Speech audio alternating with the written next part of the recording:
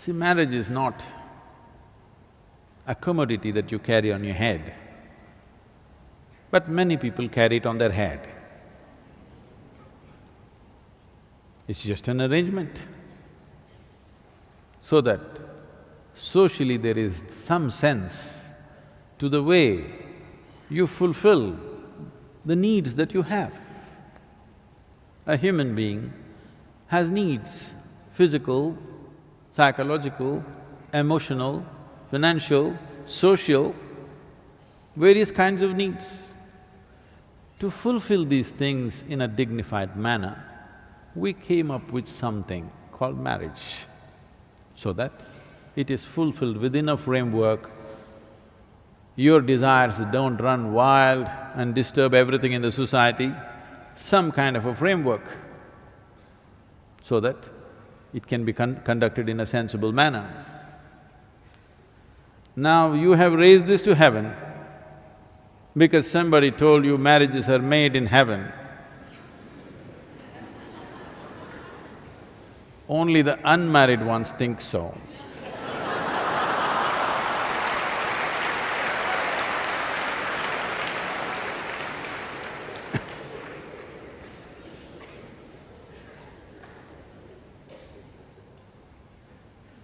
So it's just two people, all right? Now, spiritual process is about turning inward. Can I turn inward with somebody else? Marriage is an arrangement to fulfill certain aspect of your life. Don't complicate life by thinking, we will walk together on the spiritual path. There's no such thing. Because spiritual path is not not the path that you take into the Velangiri mountains, that you want to walk together. Even if you go to Velangiri mountains, please don't walk hand in hand. It's a narrow pathway and it's not an appropriate way to walk in the forest. You can walk in the park hand in hand. You can go shopping hand in hand. You can sit in a cinema hand in hand. You can't turn inward hand in hand.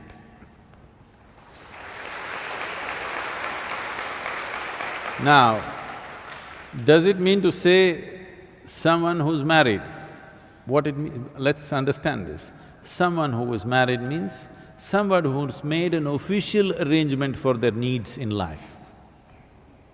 A formal arrangement for simple needs that a human being has, which are biological, which are psychological, which are social, many things. So these arrangements that you have made, conduct these arrangements gracefully, so there will be time and space for you to turn around. If you pay excess attention to these arrangements, then turning around will not be possible. This does not mean if you're alone, you will do it. If you're alone, you may be always looking out. You spend your entire time and life looking out for somebody, that will also not help. If you think your desires, your longings and your needs can be well handled by an arrangement of marriage, all right? Don't try to raise it to heaven. It doesn't happen in heaven, believe me. And if heaven is making so many mistakes, then we'll have to seriously reconsider many things. So, of course, in India, we don't blame it on the heaven.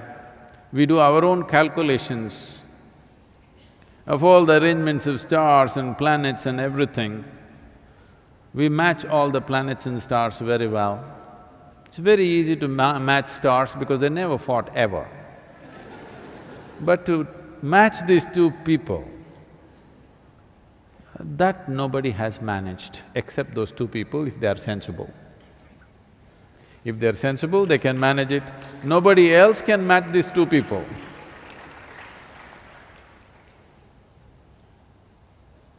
Priests have tried, gods have tried, ghosts and goblins have tried, it's not worked and not worked and not worked. Two sensible people, they can manage. If both of them understand the limitations of the arrangement and the possibilities of the arrangement, they can conduct it sensibly. If you try to raise it to heaven, you will see it will for sure crash. So your marriage has nothing to do with your spiritual process, because your spiritual process is an inward journey. But one dimension of this is, to walk alone, people falter. Actually, this question was asked to Gautama, the Buddha. Is it better to walk alone or in company? Gautama looked and said, it's better to walk alone than to walk with a fool.